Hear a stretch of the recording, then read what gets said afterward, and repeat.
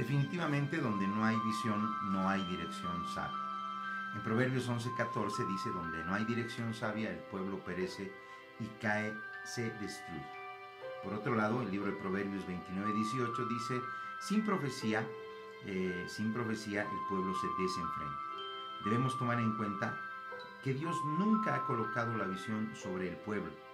Dios siempre coloca sobre un líder que Él consagró al ministerio. Es muy nocivo, ¿no?, que en un pueblo no haya líder donde colocar la visión, como el que haya el líder sin visión. Entonces, cuando Dios llama a Moisés, puso en Moisés la visión para que dirigiera el pueblo. Cuando Moisés muere, la visión fue colocada en Josué. Pero cuando Josué muere, no hubo líder en quien Dios colocara la visión. Esto trajo como resultado que todo el pueblo se desenfrene, se rebelen en contra de Dios e hicieran sus propósitos propios. ¿Por qué? Porque no había visión. Entonces Dios tuvo que levantar jueces para colocar entre ellos la visión y poder dirigir a su pueblo bajo sus propósitos y con todo, ¿no es cierto? Y eso los israelitas no querían someterse a los jueces que Dios levantó, y le costó a Dios en gran manera para que el pueblo pudiese entrar en la visión. Porque donde no hay visión, hemos visto que el pueblo se desenfrena. Entonces tenemos el ejemplo claro de la iglesia de los Corintios, ¿no? Como en cuya iglesia, por falta de visión, reinó la anarquía, la división, la confusión y el desorden tanto moral como espiritual. Según el libro de Hechos, capítulo 18, versos 7 al 11, Pablo estuvo con los corintios 18 meses mientras fundaba la iglesia. Luego Pablo se fue y dejó a Apolo encargado de la iglesia. Luego Apolo se negó a quedarse en la iglesia, ¿no es cierto? Y según Pedro, pudo haber estado entre los corintios, pero ninguno de los líderes que estuvieron en Corintios estuvo en una forma definida y concreta, sino en forma parcial y ocasional.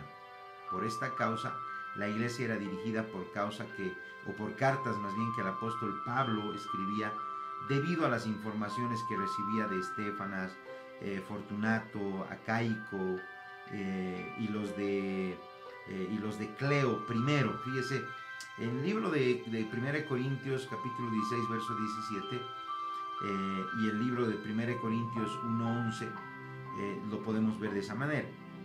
Y también por cartas que la iglesia misma enviaban a Pablo en 1 Corintios 7:11.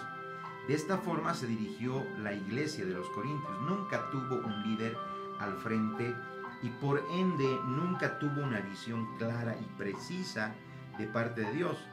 Esto indica que donde no hay visión, no hay dirección sabia, y donde no hay dirección sabia, el pueblo lamentablemente se desenfrena. Entonces, de allí lo nocivo y letal y lo perjudicial que un creyente se congregue en una iglesia donde el líder no tiene visión. ¡Qué tremendo!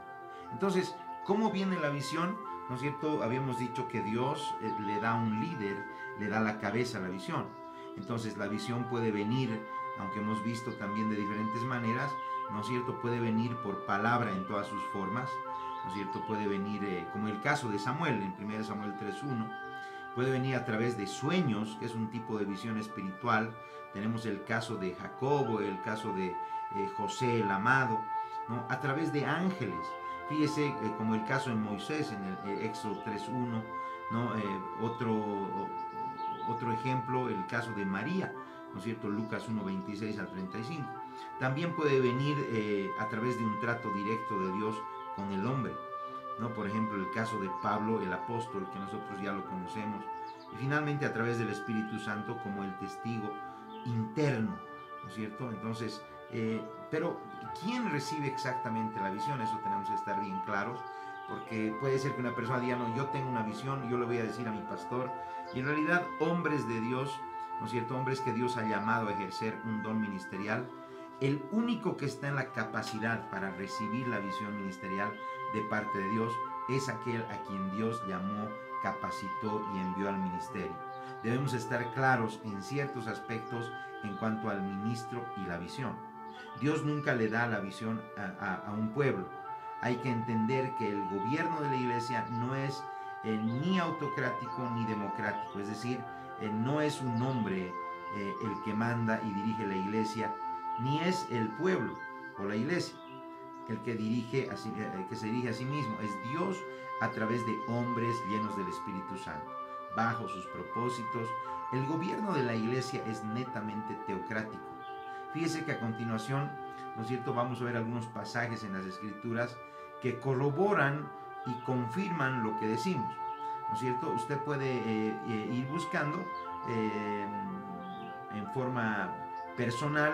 Le voy a dejar unos versículos en Hechos 8:29, Hechos 10:19, Hechos 11:12, Hechos 13:2, Hechos 15:28, Hechos 16:6, Hechos 16:7,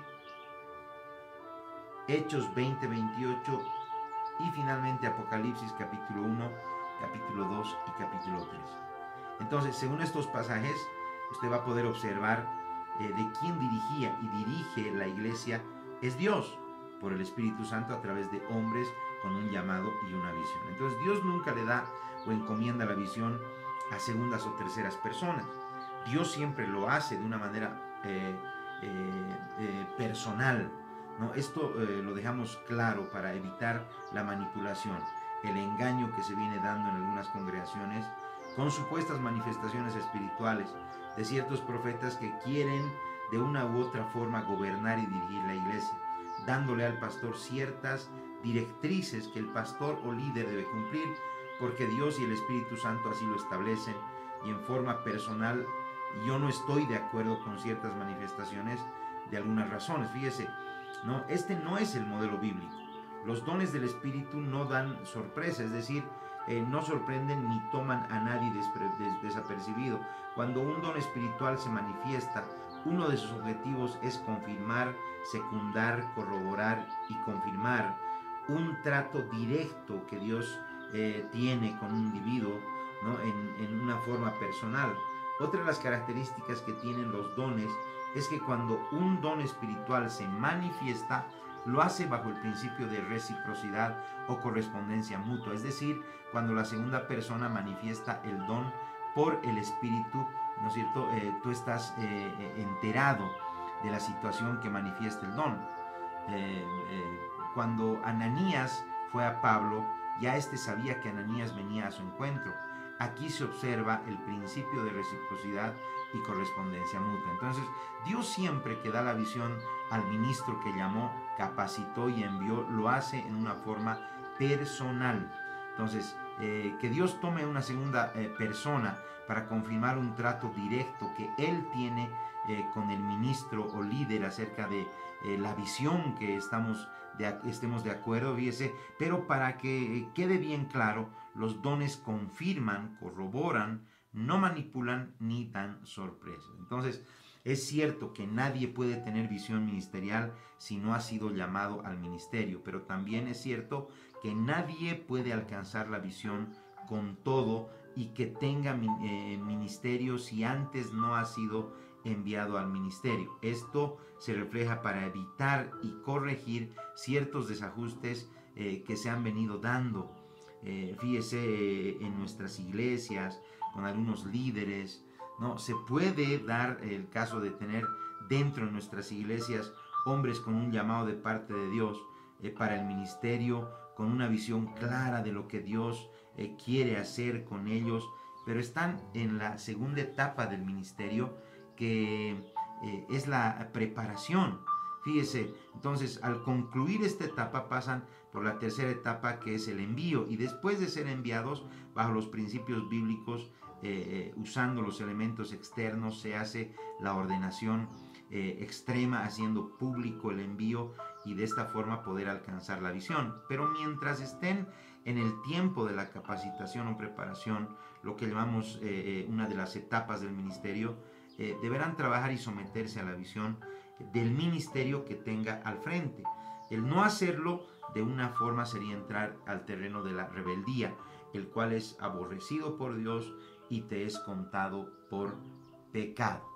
¿no? Entonces tenemos que alcanzar la visión. ¿Cómo alcanzamos la visión? Lo importante no es tener una visión, sino poderla alcanzar.